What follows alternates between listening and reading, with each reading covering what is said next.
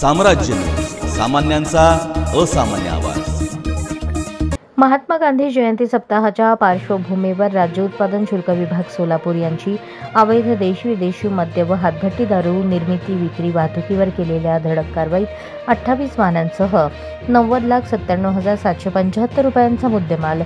जप्त करण्यात आला। या कारवाईत राज्य उत्पादन शुल्क विभाग सोलापूर, राजेश देशमुख आयुक्त महाराष्ट्र राज्य, प्रसाद सुर्वे मुंबई, सागर धोमकर विभागीय उपायुक्त पुणे विभाग यांच्या निर्देशानुसार भाग्यश्री जाधव अधीक्षक राज्य उत्पादन शुल्क सोलापूर यांच्या मार्गदर्शनाखाली 2 ऑक्टोबर ते 8 ऑक्टोबर 2025 दरम्यान राज्य उत्पादन शुल्क विभाग सोलापूर यांची महात्मा गांधी सप्ताहाच्या पार्श्वभूमीवर अवैध देशी-विदेशी मद्य, हातभट्टी दारू निर्मिती विक्री वाहतुकीवर, हातभट्टी निर्मिती केंद्रांवर वाहतुकीवर केलेल्या धडक कारवाईत 143 गुन्हे नोंदवण्यात आले असून 126 जणांवर कारवाई करून 73,495 लिटर गूळ मिश्रित रसायन, 6,515 लिटर हातभट्टी दारू, 152.37 लिटर विदेशी मद्य, 314 लिटर देशी मद्य, बियर, ताडी,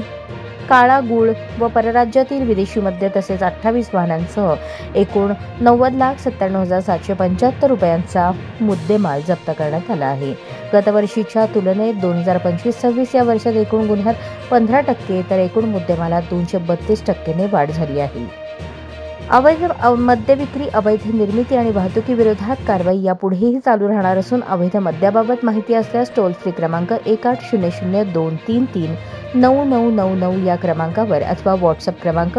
8422001133 या क्रमांकावर माहिती दिल्यास माहिती देणाऱ्याचे नाव गुप्त ठेवले जाईल असे भाग्यश्री जाधव अधीक्षक राज्य उत्पादन शुल्क सोलापूर यांनी कळवण्याचे आवाहन केले आहे।